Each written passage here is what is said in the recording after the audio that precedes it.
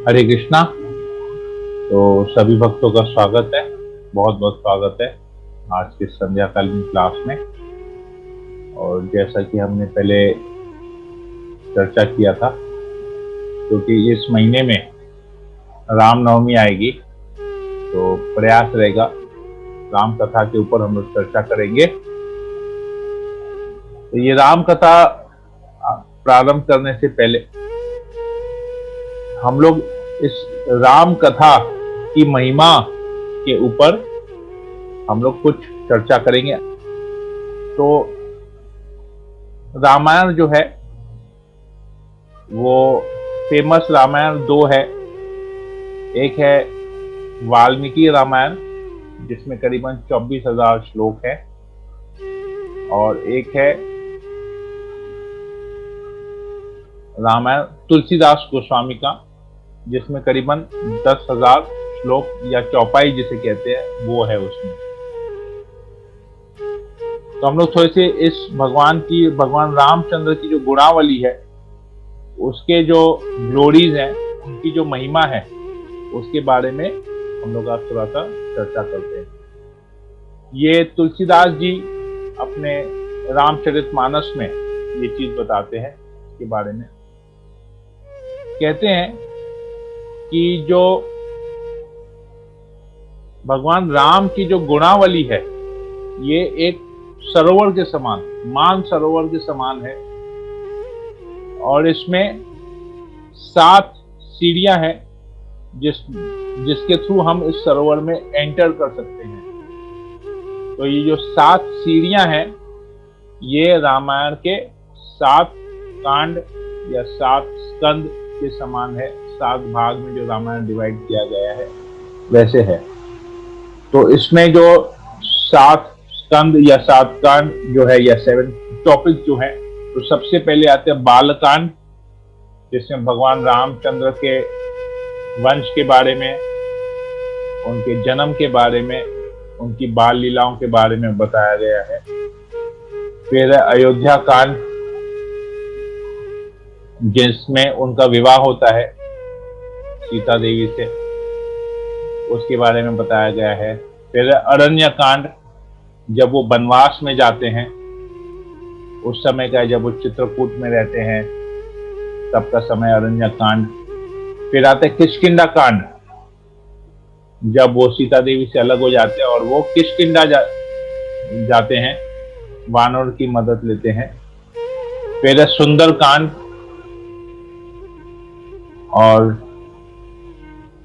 फिर युद्ध कांड या लंका कांड, और अंत में है उत्तर कांड, जहां पर लव कुश के बारे में भी आता है। तो ये 7 सीढ़ियां, ये 7 कांड के समान है, जो हमको एक एक सीढ़ी, जैसे जैसे हम, मतलब एक एक लेवल को हम जैसे जैसे पढ़ेंगे, एक एक सीढ़ी के समान है। तो उस सीढ़ी को फिर हम उस भगवान रामचंद्र के गुणों के सागर में, हम सरोवर में हम डूब जाएंगे, अंदर घुस जाएंगे। ये एक एक स्टेप है। तो कहते हैं ये जो सरोवर है, इस सरोवर में कौन डुबकी लगाता है और कौन आनंद लेता है। तो कहते हैं कि कुछ पंछियां ऐसे होते हैं जो इस सरोवर में आते हैं, कुछ जानवर ऐसे होते हैं जो सरोवर में आते हैं, डुबकी लगाते हैं सरोवर में, और उसमें सरोवर में रहने का और सरोवर में स्नान करने का आनंद लेते हैं। फिर वो सरोवर से बाहर निकलते हैं। सरोवर में जब वो जाते हैं तो बहुत आनंद से उसमें खेलते हैं, और फिर सरोवर से बाहर निकलते हैं, फिर वापस वो लोग सरोवर में जाते हैं। तो ये इनकी जो तुलना है ये भक्तों से की गई है। कैसे भक्त? जो कि इस राम कथा को श्रवण करने का आनंद लेते हैं। वो लोग इस राम कथा को सुनते हैं, श्रवण करते हैं, आनंद लेते हैं, फिर थोड़ा सा ब्रेक लेते हैं, फिर दोबारा इस राम कथा को सुनते हैं। तो वो लोग इस पंछियों की तरह या इस जानवरों की तरह जो सरोवर में बार बार जाके डुबकी लगाते हैं, तो ये भक्तों के साथ उनकी ऐसी तुलना की गई है। आनंद लेते हैं, इस राम कथा का श्रवण करने में आनंद लेते हैं। फिर ये जो मानसरोवर है, इसके आसपास जो है एक बहुत सुंदर बगीचा है, और बगीचे में बहुत सारे पेड़ हैं, बहुत सारे वृक्ष हैं, और ये जो वृक्ष है ना पूरे फलों से लदे हुए वृक्ष है, एकदम पूरा राइपेंड फ्रूट्स इसमें है। तो और ये वृक्ष क्या करते हैं, इसकी जड़ें जो है, इस वृक्ष की जड़ें जो है वो धीरे धीरे समुद्र की तरफ इस सरोवर में जाती है, और सरोवर के जल से मान सरोवर में जाती है, और इस सरोवर के जल से अपना पोषण लेती है। तो ऐसे इस वृक्ष की तुलना जो है ऐसे महान संतों से की गई है, जो कि इस लीला का, भगवान के गुणों का श्रवण करके अपना पोषण लेते हैं, अपना जीवन यापित करते हैं। तो इनका जो एनर्जी है, इनका जो जीवन है, इनका जो पोषण है, वो भगवान रामचंद्र की कथा से, श्रवण से आता है। जिस प्रकार उस वृक्ष का पोषण जो है, जड़ें चली जाती है सरोवर की तरफ और वहां से जल खींचती है और अपना पोषण करती है, तो वैसे ही जो महान संत है वो भगवान राम की कथा का श्रवण और कीर्तन करने में संतुष्ट रहते हैं, उसी से उनको पूरा पोषण मिलता है। और अब क्योंकि बगीचा है तो बगीचे में फिर माली भी होगा जो उस बगीचे की देखरेख करेगा। तो बगीचे में क्या होता है, कुछ खरपतवार आते हैं, मतलब वीड्स, अनवांटेड वीड्स। हम लोग देखेंगे कुछ ऐसे क्रीपर्स होते हैं, कुछ ऐसे वीड्स होते हैं जो वहां पर उसको हानि पहुंचाने के लिए होते हैं। तो उसी प्रकार जो निर्मल मन वाले जो संत होते हैं वो लोग भी ये चीज देखते हैं कि इस राम कथा को कोई अयोग्य व्यक्ति कीर्तन तो नहीं कर रहा है जहां उसमें उसका पूरा मतलब चेंज हो जाए। तो ये लोग जो हैं उस वक्ता की तरह हैं जो भगवान रामचंद्र के गुणों को, उनकी लीलाओं को एज इट इज प्रस्तुत करते हैं, उसमें किसी भी प्रकार का मिलावट नहीं होने देते। और लोग फिर ये भी ध्यान देते हैं, जिस प्रकार हम लोग देखते हैं कि कहीं पर भी पानी देखा तो लोग बैठ जाते हैं वहां पर कपड़ा धोने के लिए, गंदगी करने के लिए। तो ये लोग देखते हैं कि ऐसे लोग इस यहाँ पर नहीं प्रवेश करें, जिससे भगवान रामचंद्र की गुणावली का अलग ही कुछ मतलब निकल जाए।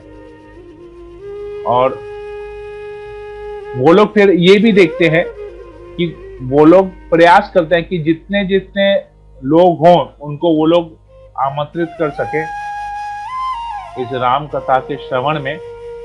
और क्योंकि वो लोग बोलते हैं कि यहाँ पर सरोवर है तो लोग इनवाइट करते हैं, यहाँ सरोवर है, यहाँ एक बहुत सुंदर बगीचा है, फलों से भरा वृक्ष है, सरोवर का जल कितना शीतल है, कितना साफ है, आप लोग आइए और यहाँ पर इसका आनंद लीजिए। तो ये लोग उनको बुलाते हैं ऐसे नए लोगों को कि वो लोग आके किसी भी प्रकार से भगवान की कथा का श्रवण करें और उनमें भगवान के प्रति भक्ति जागृत हो। तो ये शुद्ध मन वाले, निर्मल मन वाले संत जो भगवान के शुद्ध भक्त है, वो लोग इस चीज के ऊपर हमेशा ध्यान देते हैं। अब मानसरोवर के वहां पर कुछ और भी ऐसे जीव रहते हैं जिनको इस वहां पर रहने के बावजूद भी उनको उस मानसरोवर में कोई इंटरेस्ट नहीं है। तो ऐसे जीव कौन है? कौवे। तो जो भौतिकतावादी लोग होते हैं, जो केवल इंद्र तृप्ति में डूबे हुए रहते हैं, वो लोग भगवान की कथा में एकदम रुचि नहीं दिखाते हैं। वो लोग क्या कहते हैं, अरे यहाँ पर ये सब क्या तुम लोग राम कथा वगैरह कर रहे हो, ये सब तो बेकार है, मनगढ़ंत कहानियां हैं, ये सब नहीं है, कुछ प्रैक्टिकल बात करो भाई, पैसा कैसे कमाना चाहिए, कच्चा पैसा को पक्का कैसे करना चाहिए, एक दुकान का 5 दुकान कैसे बनाना चाहिए, ये सब के बारे में चर्चा करो, इंद्र तृप्ति के विषय में चर्चा करो।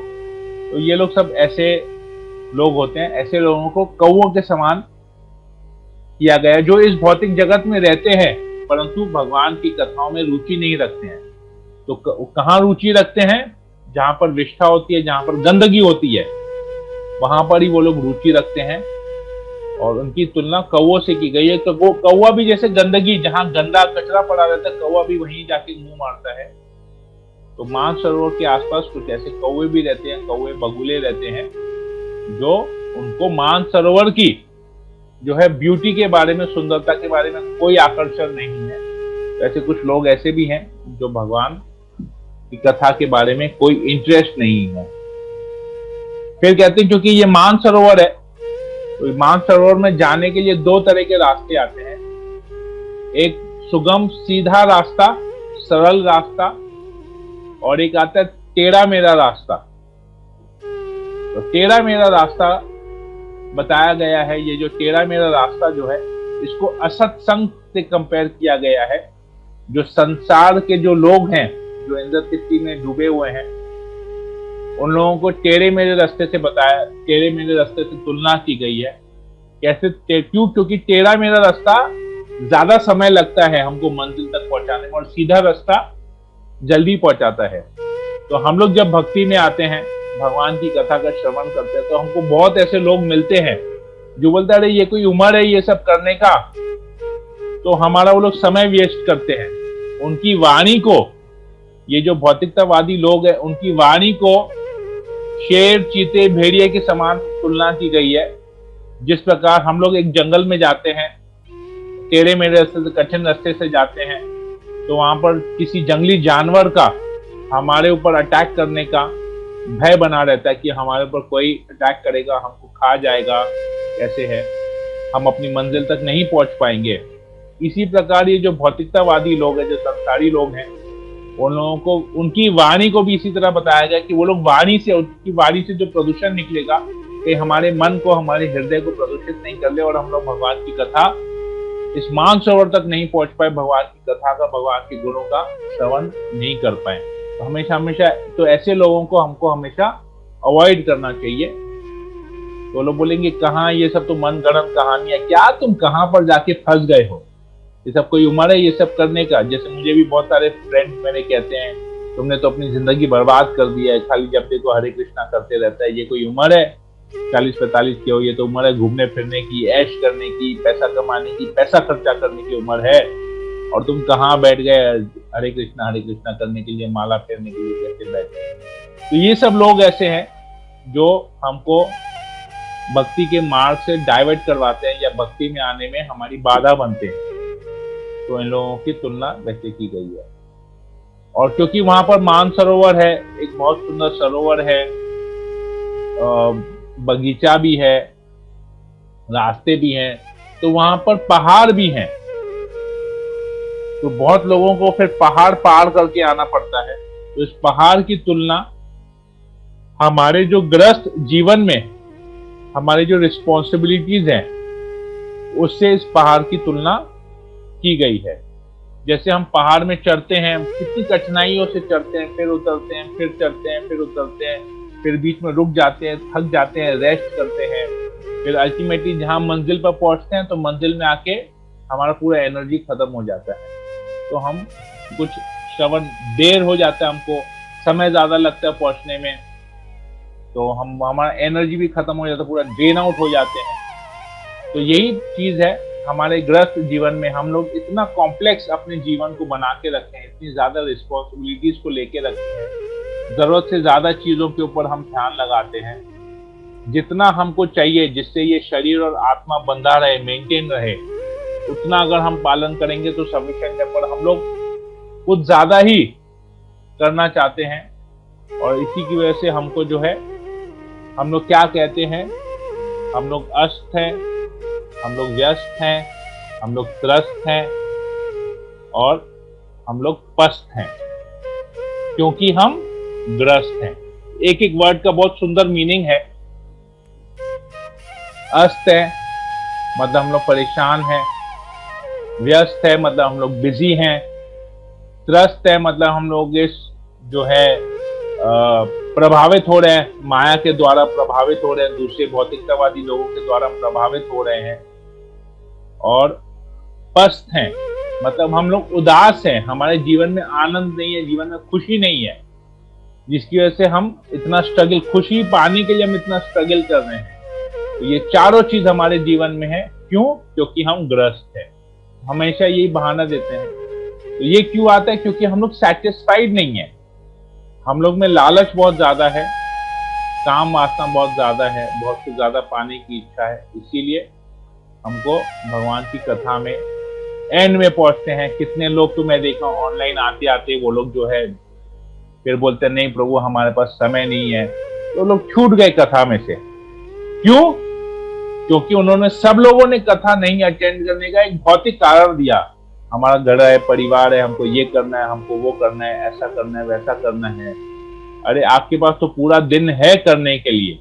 कथा तो केवल रात को 45 मिनट होता है, तो आप 24 घंटा में से आप 45 मिनट नहीं निकाल पाते, और उसी 45 मिनट में ही आपको सारा काम याद आता है कि हमको ये काम करना, हमको वो करना है, वैसा करना है, वैसा करना है। तो देखिए कितना जो है ये लोग मौका मिलने के बावजूद भी इतने अपने आप को, तो जो ग्रस्त जीवन की जो रिस्पॉन्सिबिलिटीज है वो इतने बड़े पहाड़ की तरह है। हम लोगों ने उतना बड़ा पहाड़ बनाया है। हम चाहे तो वो सरल रास्ते से आ सकते हैं, परंतु हमने वो पहाड़ वाला रास्ता चुना है। और फिर हम लोग दोष देते हैं सिचुएशन को, परिस्थिति को दोष देते हैं, अपने आप को दोष नहीं देते। वो परिस्थिति भी हमने ही बनाई है, अपनी इच्छाओं की वजह से हमने उस परिस्थिति को बनाया है, और हम लोग परिस्थिति को दोष देते हैं। तो हम लोग भगवान का नाम कीर्तन नहीं कर पाते। फिर आगे कहते हैं कि उसमें अब जैसे हम आते हैं वहां पर, तो कुछ नहर भी होती है, छोटे स्ट्रीम्स होते हैं जिसमें बहुत तेज गति से वहां पर पानी बहता है जो सरोवर की तरफ जाता है। तो इसकी तुलना की गई है कुतर्क से। कुतर्क मतलब आर्ग्यूमेंट से इसकी तुलना की गई है। जैसे कभी कभी होता है हम कि तेज बहने वाली नहर पे हम पैर रखते हैं, तो उस नहर के बहाव से हम भी बह जाते हैं और सरोवर की तरफ नहीं पहुंच के हम किसी और दिशा में हम चले जाते हैं। हम चोट खा जाते हैं, हमको हानि होती है, हम गिर जाते हैं उसमें और दूसरी दिशा में बह जाते हैं। तो ये कुतर्क भी हमको जो है अपने असली मकसद से हमको डाइवर्ट कर लेता है। जब हम श्रद्धा पूर्वक भगवान की कथा का श्रवण करते हैं, भगवान की गुणावली के बारे में श्रवण करते हैं, तो हमें उससे भक्ति आती है, हम सही मंजिल पे जाते हैं। परंतु जैसे ही हम कुतर्क करते हैं, भगवान की लीलाओं के ऊपर संदेह करते हैं कि भगवान ने, डाउट करते हैं, भरोसा नहीं रहता है कि भगवान ने, जैसे आता है कि भगवान तो, रामचंद्र तो मर्यादा पुरुषोत्तम है, पर उन्होंने जब वाली और इसके लड़ाई हो रहा था, तो उन्होंने वाली को, सुग्रीव और वाली की जब एक दूसरे में लड़ाई कर रहे थे, तो उन्होंने वाली को छुप के तीर मारा। सामने रह के मार सकते थे, छुप के मारना तो कायरों का काम है। तो भगवान रामचंद्र मर्यादा पुरुषोत्तम होकर ऐसा क्यों किए? तो ये कुतर्क हो गया। फिर भगवान रामचंद्र ने सीता को त्याग दिया। ऐसे कैसे त्याग दिया? वो तो एक धोबी ने खाली कहा कि सीता रावण के पास थी, क्या किया नहीं किया। सीता से तो अग्नि परीक्षा भी करवाई। क्यों भगवान को अग्नि परीक्षा करवाने? भगवान रामचंद्र अगर भगवान है तो क्या वो जानते नहीं है सीता के बारे में क्यों कितनी पवित्र है? क्यों उन्हें अग्नि परीक्षा करवाया? मतलब वो रामचंद्र भगवान नहीं है, वो साधारण मनुष्य है, एक राजा है। ये सब कुतर्क होता है। कुतर्क जो है हमको भक्ति के बदले में हमको किसी और मार्ग पे लेके चले जाता है। फिर क्योंकि जैसे वहां पर हमने बताया, तो वहां एक जंगल भी है और हम लोग कभी कभी उस जंगल में खो जाते हैं, हमको रास्ता नहीं मिलता है उस सरोवर तक पहुंचने का। तो ये जंगल की तुलना हमारे अहंकार से, घमंड से की गई है कि हम क्यों सुने, हमको क्या जरूरत है, ऐसा क्या किया है रामचंद्र ने, ऐसा क्या किया उसने जो हमारे जीवन में आज के डेट में लागू है। वो तो त्रेता युग की बात थी, हम तो अभी कलयुग में रह रहे हैं। हमको ये सब मत बताओ, हमको पता है अपनी जीवन कैसे जीना है, हमको पता है कैसे सब कुछ कार्य हमको करना है, हमको ये सब बताने का कोई जरूरत नहीं है। तो ये घमंड, ये उस फॉरेस्ट, उस जंगल की तरह है जहां पर हम खो जाते हैं। तो ये हम घमंड में इतना खो जाते हैं, अहंकार में इतना खो जाते हैं कि हम उस अहंकार के कारण हम भगवान के कथाओं का श्रवण नहीं कर पाते हैं। वहां पर जंगल को घमंड के साथ तुलना की गई है। फिर कुछ ऐसे लोग होते हैं जो जैसे तैसे करके ये न के न प्रकार है ना, वो उस जगह पे मानसरोवर पे आके पहुंच जाते हैं और जैसे ही पहुंचते हैं वहां पर इतने थके हुए रहते हैं कि वो लोग वहां कथा का श्रवण नहीं करके, उस मानसरोवर में डुबकी नहीं लगा के वो लोग वहां पर सो जाते हैं। तो ऐसे लोगों को तुलना की गई है किससे? उनको बुखार होता है, उनको ज्वर होता है, उनको आलस होता है। भाई हम कथा के स्थान में तो पहुंच गए, कथा चल रहा है, पर क्या करते हैं? वहां जाके सो जाते हैं, नींद आने लगता है क्योंकि इतना थक गए हैं। तो वहां पर इसको कहते हैं आलस। तो एक इसके बारे में बताया गया। फिर आगे कहते हैं कि जैसे ही हम जाते हैं, ऐसे जर्नी पे जाते हैं, ऐसे कोई स्थान में जाते हैं, जैसे मानसरोवर में अगर हमको जाना है तो हमारे पास क्या होना चाहिए? हमारे पास कपड़े होने चाहिए। भाई हम 7 दिन अभी वहां जाके रहेंगे, घूमने जाते हैं तो हमारे पास पैसा भी होना चाहिए। भाई हमको कहीं ट्रांसपोर्ट लेना पड़े, कहीं कुछ पैसा देना पड़े, रूम का भाड़ा देना पड़े, कपड़े चाहिए हमको हर दिन के लिए पहनने के कपड़े चाहिए, तो ये सब चीज हम लेके जाते हैं। तो ये मानसरोवर में जो लोग पहुंचते हैं, क्यों पहुंच पा, क्यों, कैसे वहां पर, उनके पास ऐसा क्या धन होता है कि वो उस जगह पे मानसरोवर पे पहुंच जाए और भगवान की कथा का श्रवण करे, भगवान के गुणों का श्रवण करे, उस सरोवर में डुबकी लगाए। तो ये जो धन है उसको कहते हैं भक्ति उन्मुखी सुकृति। तो ये जो भक्ति की जो सुकृति है, ये बहुत कम लोगों के पास ऐसी होती है, क्योंकि भागवतम में आता है कि कलयुग में कौओं की संख्या ज्यादा होगी और हंसों की संख्या कम होगी। तो कौवा क्या करते हैं? कचरा खाते हैं, और हंस क्या करते हैं? दूध और पानी में से दूध को निकाल लेते हैं। तो ऐसे बहुत कम लोग हैं जो भगवान की कथा का, भगवान के गुणों का श्रवण कर सके। क्यों? क्योंकि बहुत कम लोगों के पास ऐसी स्फूर्ति है। अभी यही देखिए, अभी आज जैसे हम लोग ये कर रहे हैं तो 27-28 जने ऑनलाइन है। तो अभी यही अगर कोई मैं क्रिकेट मैच हो रहा होता या कोई मूवी चल रहा होता तो 200, 300, 400, 500 लोग ऑनलाइन होते। लेकिन क्योंकि भगवान रामचंद्र की कथा है तो 10% लोग ऑनलाइन है, उससे 20, 25, 27, 28 लोग ऑनलाइन है और उसको सुन रहे हैं। तो इसी से पता चलता है। तो इसको जैसे भगवान की कथा जो है, भगवान की कथा, भगवान के गुण हीरे मोती के समान है, प्राइसलेस, प्रेशियस एंड प्राइसलेस, कीमती, और जिसका कोई मोल भी नहीं लगा सकता है, इतना वो रेयर और प्राइसलेस है। तो हीरे मोती, जैसे हम लोग जाते हैं, हम लोग ज्वेलरी के शॉप में जाते हैं, तो ज्वेलरी की शॉप में आप देखेंगे कभी कुछ ज्वेलरी खरीदने जाएंगे तो 2, 4, 5 लोग ही होते हैं उस दुकान में, ज्यादा भीड़ नहीं होती है। लेकिन हम अगर सब्जी मार्केट में जाएंगे तो देखेंगे कि भीड़ ही भीड़ है, हमको खुद खड़े रहने का जगह नहीं है। तो यही ये है कि भगवान की जो कथा है उस हीरे मोती, उस स्पेशल ज्वेलरी की तरह है, जिसको लेने वाले लोग बहुत कम होते हैं। इसलिए भगवान श्री कृष्ण भगवत गीता में कहते हैं, वासुदेव सर्वयति स महात्मा सुदुर्लभ। वो क्या कहते हैं? जो भगवान कृष्ण के समझते हैं कि हाँ ये भगवान है, भगवान के प्रति शरणागत होने वाले लोग सुदुर्लभ है। सुलभ नहीं बोलते हैं, सुलभ मतलब आसान, मतलब हर कोई भगवान का भक्त नहीं। दुर्लभ भी नहीं बोलते हैं, सुदुर्लभ क्या बोलते हैं, मतलब कितना रेयर है, कितना डिफिकल्ट है भगवान का भक्त बनना। तो ये यहाँ पर इसके बारे में बता दें। आगे कहते हैं, ये तो भगवान के गुणों का जो है मानसरोवर के बारे में हमने बताया, जहां पर भगवान की पूरी गुणावली है, जिसमें अभी हम कल से लेकर जिसमें डुबकी लगाने वाले हैं, भगवान के गुणों के बारे में, लीलाओं के बारे में श्रवण करने वाले हैं। ये उसका डिस्क्रिप्शन था। अभी हम कैसे श्रवण कर सकते हैं, हमको किस मूड से श्रवण करना है, अभी हम लोग उसके बारे में चर्चा करते हैं। तो पद्म पुराण में आता है कि 2 प्रकार के श्रोता होते हैं। एक होते हैं सकारात्मक श्रोता और एक होते हैं नकारात्मक श्रोता। इनमें भी कैटेगरी, 2 कैटेगरी होते हैं, सकारात्मक श्रोता और नकारात्मक श्रोता। तो नकारात्मक श्रोता 4 प्रकार, दोनों में 4-4 प्रकार के होते हैं। तो नकारात्मक श्रोता में एक प्रकार का श्रोता होता है, सुनने वाला होता है, जिसको भेड़िए के समान बताया गया है। क्यों भेड़िए के समान बताया गया है? भेड़िए के समान इसलिए बताया गया है कि भेड़िया क्या करता है, बैठे बैठे अचानक जोर से आवाज करता है, ऐसे करके आप सुनेंगे भेड़िया आवाज करता है, कुछ नहीं होता है, बैठे बैठे आवाज करता है।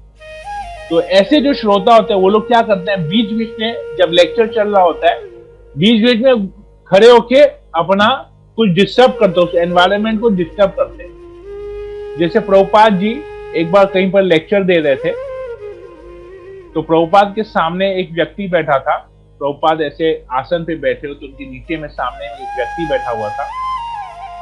तो थोड़ी देर में वो कह रहा था, स्वामी जी, प्रभुपाद, स्वामी जी मुझे कुछ कहना है। प्रभुपाद बोले ठीक है, जरूर कहना, मैं क्लास दे रहा हूं, मैं क्लास कंप्लीट करूं फिर तुम कहना। फिर 10 मिनट बाद फिर बोले, स्वामी जी, प्रभुपाद जी मुझे भी कुछ कहना है।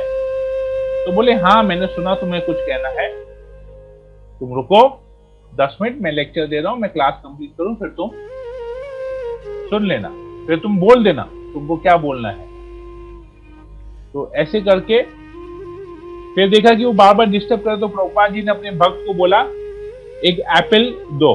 और प्रभुपाद जी क्या किए, प्रभुपाद जी क्लास दे रहे थे और एप्पल काट काट के एक एक पीस करके वो जो बंदा डिस्टर्ब कर रहा था उसको दे रहे थे।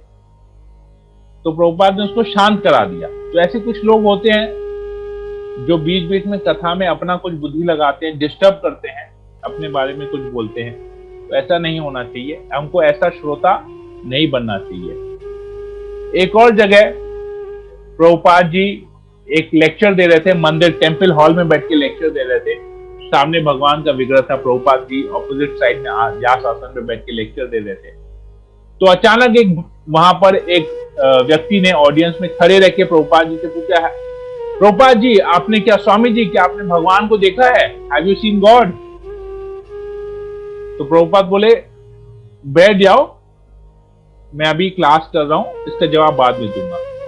फिर 5 मिनट फिर खड़ा होकर पूछा, Swami ji have you seen God, आपने क्या भगवान को देखा है?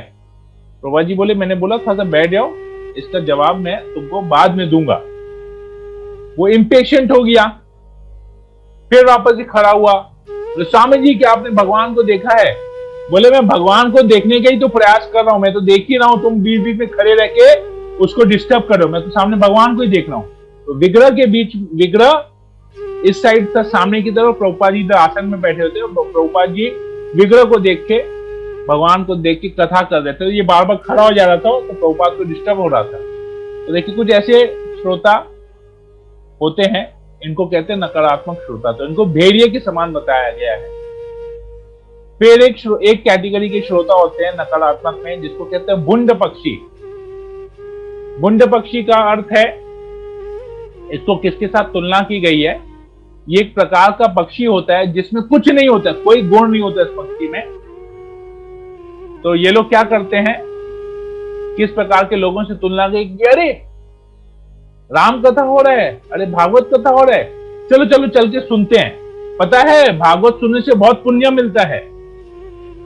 तो लोग जाके केवल श्रवण करते हैं, अपने जीवन में उसको अप्लाई करना, उसके बारे में नहीं सोचते, बोलते ये भक्ति वक्ति हमसे नहीं होगा, चलो सुनते हैं, खाली सुन के आ जाते हैं। तो ऐसे लोगों को बुंड पक्षी के समान कहा गया है। भक्ति के जो नियम है उसको पालन नहीं करना है, केवल सुनते हैं, सुन के ही आनंद प्राप्त करते हैं, बस उसको अपने जीवन में अपनाना नहीं है। तो इंद्र तृप्ति के लिए वो लोग सुनते हैं, पुण्य के लिए सुनते हैं कि हमारा पुण्य होगा, भाई हमको अच्छा जन्म मिलेगा ऐसा, या हम स्वर्ग जाएंगे। ऐसे लोग को बुंड पक्षी के समान बताया गया। तो ये नकारात्मक श्रोता इस कैटेगरी के होते हैं। फिर तीसरा नकारात्मक श्रोता होता है बैल के समान बताया गया है। बैल को अगर आप ध्यान से देखेंगे ना कभी, तो बैल को जहां जगह मिलता है थोड़ा देर चलते जाके बैठ जाता है, कहीं भी कुछ खाने को मिलता है तो वहां पर खाना चालू कर देता है।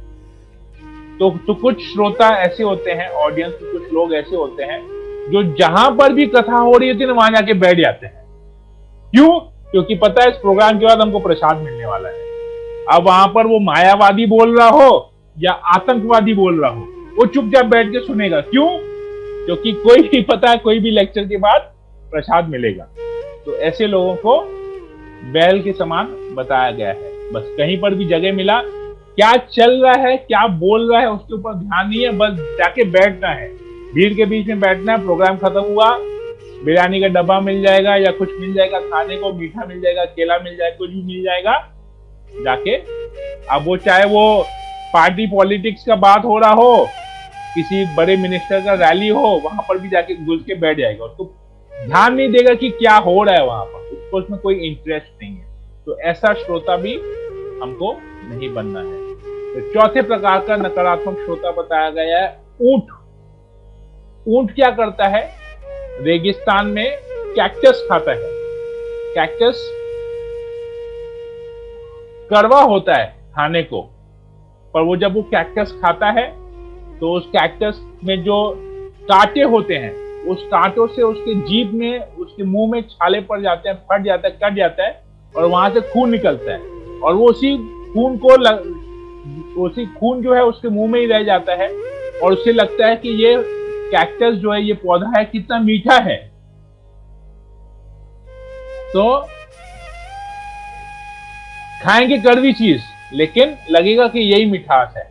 तो ऐसा भी हमको नहीं करना है कि हम कुछ भी जाके श्रवण कर लिए और हमको लगा कितना आनंद आ रहा है सुनने में। नहीं, हमको क्या सुनना चाहिए, हमको वो बहुत जरूरी है। तो हमको तो ये 4 प्रकार के नकारात्मक श्रोता है जिसको यहाँ पर बताया है पद्म पुराण में कि ऐसा श्रोता हमको नहीं बनना है। तो कैसा बनना है? सकारात्मक श्रोता के बारे में बताया गया। तो किस सकारात्मक श्रोता हमको कैसे बनना है? तो इसमें भी 4 प्रकार के हैं। तो पहला बताया चातक पक्षी।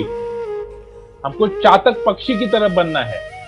चातक पक्षी क्या करता है? उसमें एक विशेष गुण होता है कि भले ही पूरे पृथ्वी में जलाशय हो, परंतु वो किसी भी जलाशय में जाके पानी नहीं पिएगा, वो केवल बारिश का पानी पिएगा। जो शुद्ध पानी होता है बारिश का, केवल वही पानी वो पिएगा। तो चातक पक्षी क्या करता है? केवल बारिश का पानी, वर्षा का पानी पीता है और जलाशय का पानी नहीं पीता है। तो हमको भी वैसा श्रोता बनना है कि हमको केवल भगवान के गुणों के बारे में सुनना है, इसके अलावा दूसरा बाकी बहुत जगह बहुत सारे प्रोग्राम्स हो रहे हैं, बहुत लोग बहुत कुछ बातें बता रहे हैं, लेकिन हमको केवल शुद्ध भक्त के मुंह से भगवान की कथा का श्रवण करना है। तो चातक पक्षी के जैसा बनना है। एक और बताया गया है हंस के बारे में कि हंस जैसा हमको बनना है। हंस क्या करता है? दूध और पानी एक साथ रहता है। तो हंस जब उसमें मुंह लगाता है तो पूरे दूध को पी लेता है, पानी वहीं छोड़ देता है।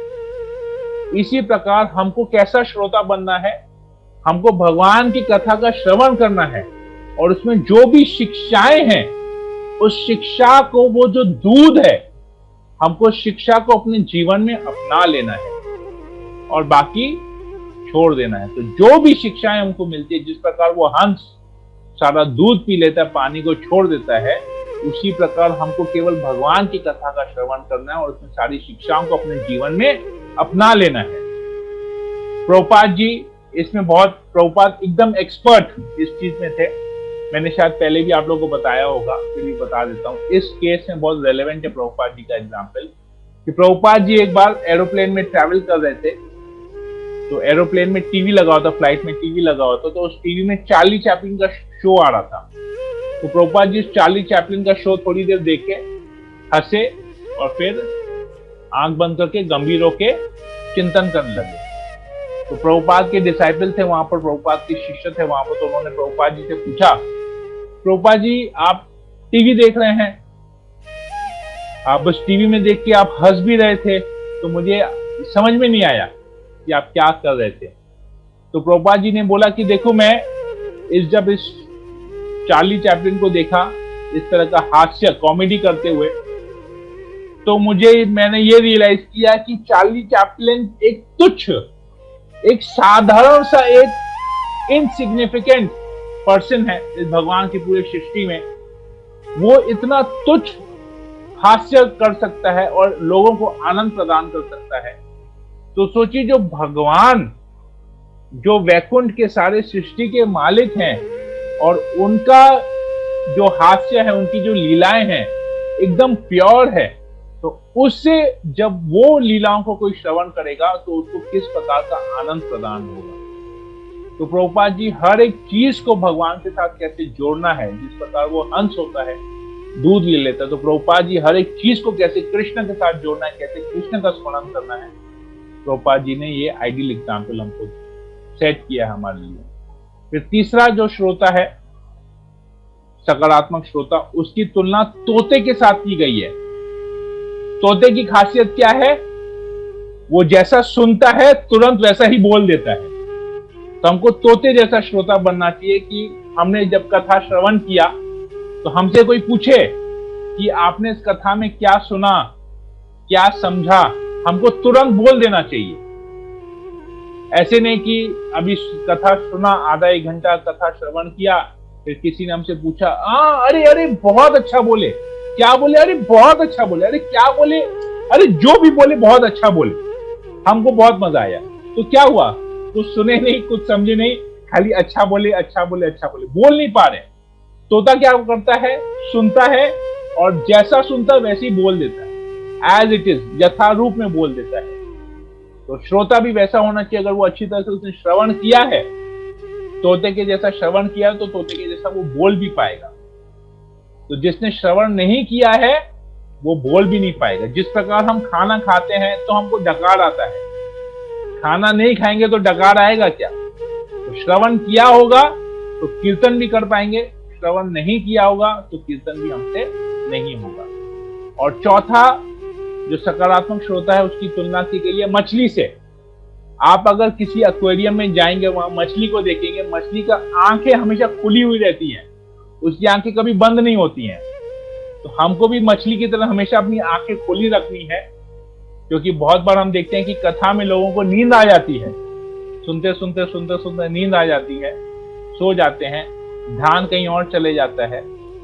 तो वैसा नहीं, हमको मछली की तरह श्रवण का एकदम ध्यान पूर्वक उसको देखना चाहिए, श्रवण करना चाहिए। तो इसमें 4 प्रकार के नकारात्मक श्रोता और सकारात्मक। तो हमको कैसा श्रोता बनना चाहिए, कैसा, किस भाव से हमको श्रवण करना चाहिए, यहाँ पर इसके बारे में आता है।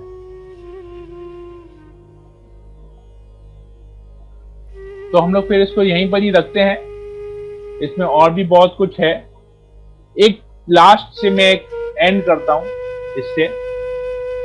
कहते हैं कि ये जो हमारे यहाँ पर जो 6 ऋतुएं हैं, तो 6 ऋतुओं से भगवान की लीलाओं को कंपैरिजन किया गया है।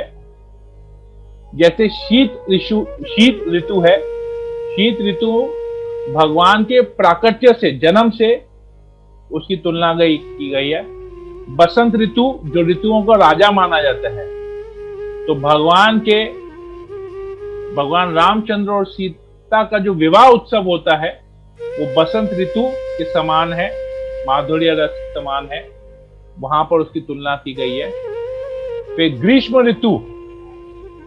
ऋतु किस प्रकार है? जब भगवान रामचंद्र वनवास में जाते हैं और सीता उनसे अलग हो जाती है, और वो सीता को ढूंढते ढूंढते उनके विरह में जो समय बिताते हैं, उसको ग्रीष्म ऋतु के समान बताया गया है। और फिर ग्रीष्म ऋतु के बाद आता है वर्षा ऋतु। तो वर्षा ऋतु क्या करते हैं? जैसे बहुत गर्मी होती है तो वर्षा होती है, तो सब कुछ ठंडक हो जाता है, वापस से प्लेजेंट होने लगता है वेदर। उसी प्रकार वर्षा ऋतु को तुलना की गई है भगवान जो राक्षसों का वध करते हैं। तो जिस प्रकार राक्षस जो है वहां पर बहुत प्रॉब्लम्स क्रिएट करके रखते हैं, हम लोग देखेंगे भगवान रामचंद्र की लीला में किस प्रकार भगवान रामचंद्र राक्षसों का, तो भगवान अपने हृदय का भी जो गर्मी होता है, जो उनमें जो तृष्णा होती है, उसको भी शांत करते हैं। कैसे? सीता से उनका मिलन हो जाता है, रावण का वध करते हैं। तो राक्षसों का वध जो है वो वर्षा ऋतु के समान उसकी तुलना की गई है। और फिर शरद ऋतु जो ऑटम होता है, जब सारे पतझड़ का मौसम जिसको हम लोग कहते हैं, पतझड़ होता है शरद ऋतु, तो सब कुछ बेजान सा होने लगता है, तो उसको तुलना की गई है। जिस प्रकार भगवान रामचंद्र जब सीता को त्यागते हैं और वो वाल्मीकि के आश्रम में चली जाती है। तो जैसे सब कुछ समाप्त हो जाता है, सब कुछ खराब होने लगता है, पतझड़ होने लगता है, तो उसको शरद ऋतु से तुलना की गई है।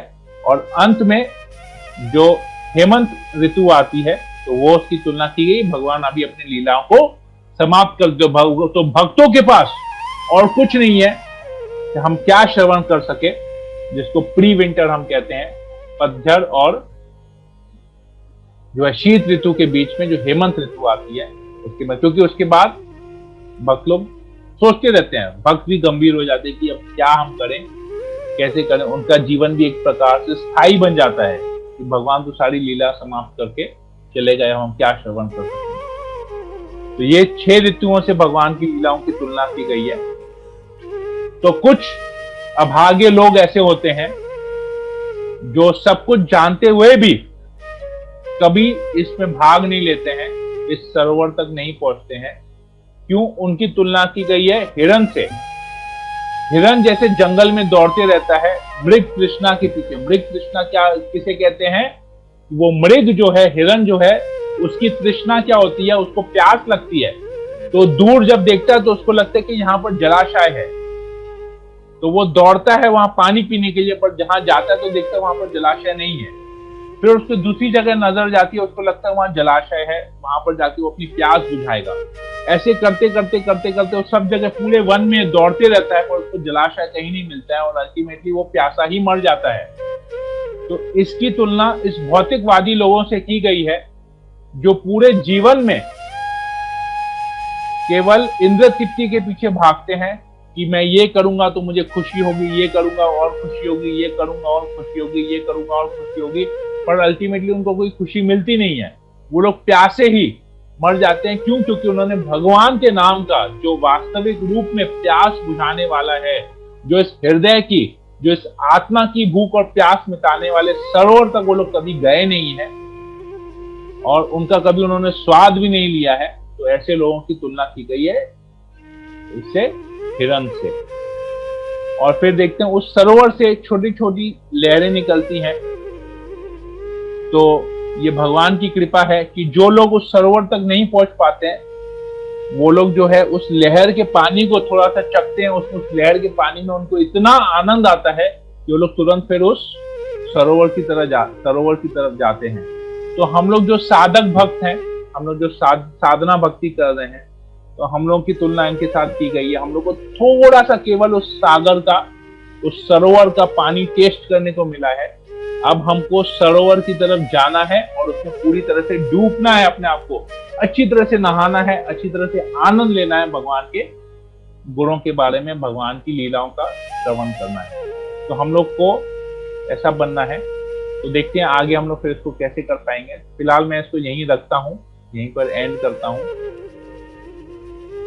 हरे कृष्णा कृष्ण कृष्ण हरे हरे, हरे राम राम राम हरे हरे। सियावर रामचंद्र की जय।